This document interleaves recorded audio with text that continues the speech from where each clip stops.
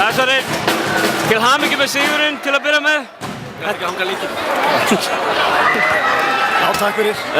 Nokkuð öruggur sigur hjá okkur í kvöld, eða þeir sigluðu allavega heim nokkuð örugt.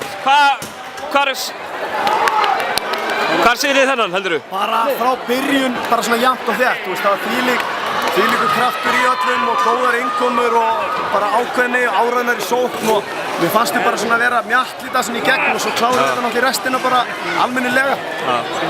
Ég er ógeðslega stoltur af þessu stelpur, þú veist, hotmúndlið með flottar eldri stelpur, Ern og Döllu sem að frábæra fyrirmyndir fyrir þær og náttúrulega frábæra erlendur leikmaður sem er þær eru 26 ára eða eitthvað skilur Dalla og hún að Erna 23 fjara og þú veist bara ótrúlegu karakterinn. Við missum Birnu skilur sem að hún var að geggjuð í vetur, þú veist á þvílíkan þátt í þessu. Hún þarf að horfa á leiki náttúrulega út af náttúrulega því skilur sem hún gerir af sér skilur og lærir bara af og bara vá, þú veist.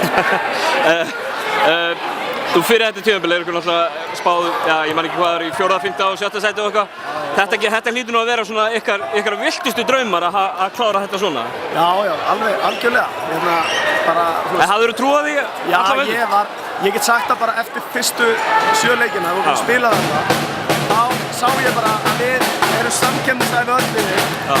Við vorum alltaf markmið úrslitakeppni.